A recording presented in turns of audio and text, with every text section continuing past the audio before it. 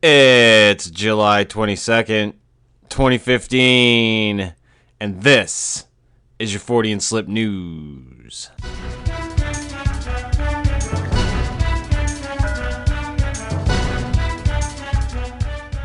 From the Inquisitor.com. Retired Air Force colonel claims new evidence in the Rendlesham. I already started this. In the Rendlesham. I'm It's sure that's already going to be a exactly great how cast. everybody reports it. The Rendell. Retired Air Force colonel. I'm going to start all over again. From the Inquisitor.com. Retired Air Force colonel claims new evidence in Rendlesham UFO sighting. That's better. Colonel Sanders? Well, let's find out. Oh. A retired Air Force colonel who experienced one of history's most famous UFO sightings says he has new evidence that will shed light on the events, which took place in Rendlesham Forest. The incident in question transpired in the late 80s when soldiers at RAF Bentwaters and RAF Woodbridge, I think that's Royal Air Force, RAF, but it doesn't say. I'm just guessing now. Observed strange UFOs in the sky over Rendlesham Forest, which is located between them. As the Huffington Post reported, the observations continued a second night, December 28, 1980, prompting Bentwaters Deputy Base Commander Colonel Charles Halt to lead a group into the forest to investigate. And we all know that story. It's a good story. Now Halt has collected sworn statements from air traffic controllers who sighted the strange UFO over Rendlesham on their scopes, but feared for their jobs and never spoke out about the incident, as the BBC reports. I have confirmation that Bentwaters radar operators saw the object go across their 60-mile scope in 2 or 3 seconds, thousands of miles an hour. It came back across their scope again, stopped near the water tower. They watched it and observed it go into the forest where we were, Halt said. At Wadashim, I think that's how you say it, they picked up what they called a bogey and lost it near Rendlesham Forest. Whatever was there was clearly under intelligent control. Halt asserts that the witnesses in question told him that they knew whenever an air traffic professional reported a UFO, they were quickly decertified, so they said nothing. He expressed his frustration, with what he considers to be decades of inaccurate information regarding the Rendlesham incident, which he believes is perpetuated by an agency devoted to hiding the reality behind UFO reports. There is a contract civilian agency that is fed information that is controlling everything. It's made up of either former military, high-level government agencies, or high-ranking, very knowledgeable scientists. I can almost guarantee you that's the way we do it, and this information is the biggest thing, according to Halt. When asked whether or not a policy designed to hide the existence of UFOs from the general public could ever be a good idea, Halt asserted that society could handle such information. UFOs are still seen at Rendlesham Forest on occasion, and the Inquisitor recently reported one, apparently. Ah. And I don't know, that's one of my Colonel favorite Jessup sightings. was reported as saying that, yes, he ordered the code red, and he'd do it again. I'm lost again, Chris. Is that a movie reference? Could be, Steve. It probably is. That's why I don't get it. No, the Rendlesham Forest case is one of my favorites and has a lot of potential of being a real mystery. I'm not going to say an alien spaceship, but a mystery nonetheless. Son, we live in a world with UFOs. We do. From the HuffingtonPost.com. Monstrous controversy ranges over Loch Ness UFO photos. Did I ever tell you about the time I took a photo of a UFO above Loch Ness, Chris? I think I mentioned it on one of our shows. No. Okay. If you I'll did, tell you later. I completely forgot because it was that unfucking believable. No, back in the day, well, I think they still have it, but back in the late day. 90s, maybe early 2000s, they used to have a webcam that was always pointed at the loch, and you could just sit there and watch it 24/7. And Oh, yeah. You have told me this fucking story. yeah, and See, I and I actually told you I captured forgot about it something. because it was that fucking insignificant. It was pretty insignificant, but for some reason, oh, there we go. I have to hit the advertisement to read this story. Ah. Has the mystery finally been solved? What's a sea monster to do? That's the tagline. It's silly. A family vacation in the Scottish Highlands overlooking Loch Ness, the famous home of the alleged prehistoric animal or animals, recently produced a photograph that showed something unusual looking above the water. Dun dun dun. In the first story about this, they talked about Alan and Anna Betts, who didn't know they had the image until they returned to their UK home and were looking through their vacation pictures. One shot taken by Anna's mother revealed that a pair of disc-shaped objects were in the photo. The They Betts always maintained travel the in picture pairs, Steve. Oh, I agree, yes. Did I ever tell you about the pair of UFOs I saw? Oh, It's God. true. We'll go into it on a different show.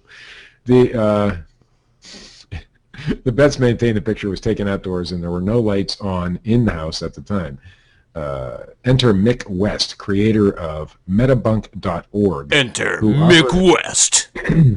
He's got a cool name. You know, like you might think of like the old Steve, we gotta call Don't you detective. Mick West.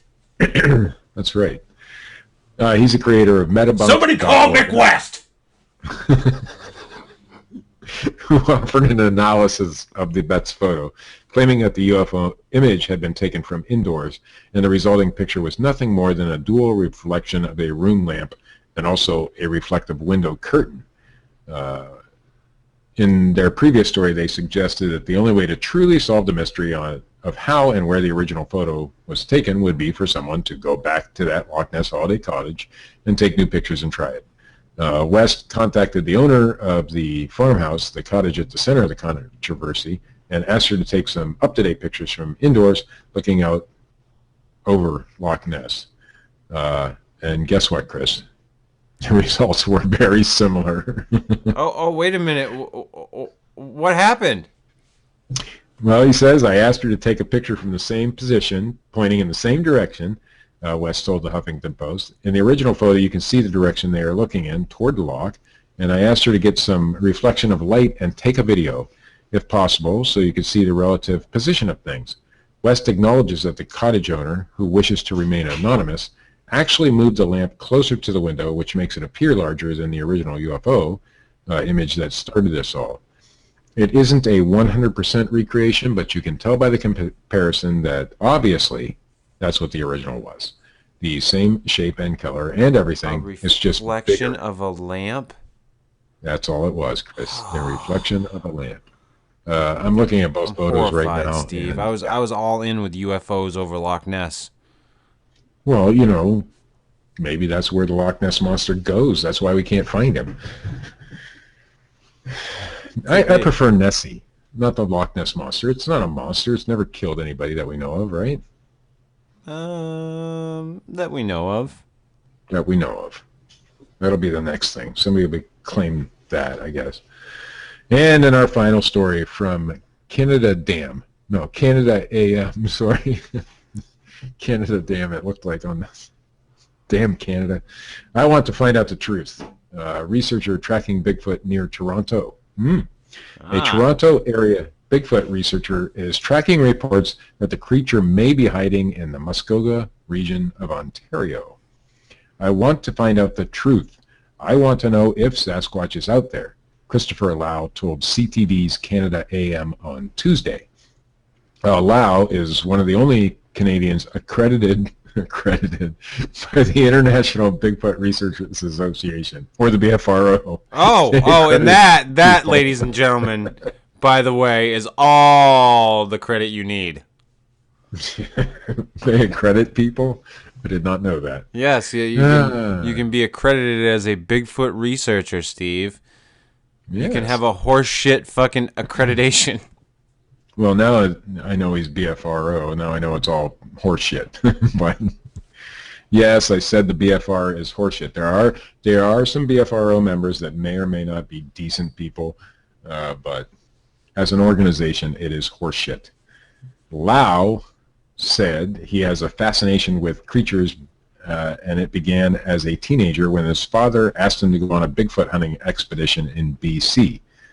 We went out there, and that's when I had an encounter, Lau said. Geez, another encounter on a Bigfoot expedition. Lau describes walking through a wooded area north of Vancouver during the early morning hours when a creature approached him. And touched his penis and said, "Don't tell your father." Lau said something that sounded like a gorilla came crashing through the woods towards him and his father. See, his father was there with him. A frothing pedophile. Then it disappeared into the woods. He said he was absolutely... See, I started out that way. I'm going to finish that way. He said he was able to capture 3 seconds of the encounter on camera, but because of the speed of the and approach of the retreat, I'm all fucked up now. But because of the speed of the approach and retreat, he didn't record any images of it on video. That's right. He was left with audio only of the animal's heavy breathing. Ever since then, I've been fascinated and curious. Part of Lau's research involved... he's been fascinated and curious. There was heavy breathing, Steve. I say pedophile encounter in the woods. Bipedal curious. Part of Lau's research involves investigating and assessing the validity of reported sightings in areas north of Toronto, including Wasaga Beach, Algonquin Park, and Muskoka. These sightings are then mapped online. According to the BFRO website, there have been 67. He'd do better if he went and investigated Rob Ford. Whatever happened to Rob Ford? I'm not aware of Rob Ford and what happened to him. You missed the Rob Ford debacle? No, I know. Fucking Toronto mayor, fucking party animal Rob Ford?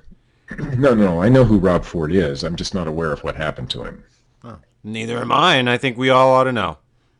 I think there should be an update on that somewhere. And that's more important than Mr. Lau looking for an encounter. Yeah. Did you know that the U.S. state with the highest number of Bigfoot sightings is, what is it, Chris? What do you think it is? Washington? Ohio with 250. Ohio? My state. Ohio? So I am right in the fucking thick of it. I am going to go out tomorrow and actually put this to an end and find a Bigfoot creature, seeing as they live in Ohio. Down in Ohio? In Ohio. Uh-huh. And that's, I guess. So all these people who are out in Washington State and this guy who's in Toronto or Ontario or wherever the hell he is up there in Canada, they're in the wrong place. They should be right here in Ohio. Do you guys have trees, mushrooms? We have some trees. I'm looking at a tree. And God is my witness. Looking at a tree right now with mushrooms growing on it. But Steve, do you have water? I live right on the lake. Well, I mean it's a done deal, Steve. I have Bigfoots. It's a done deal. That's the news, Chris. Woo! Somebody give me Mick West!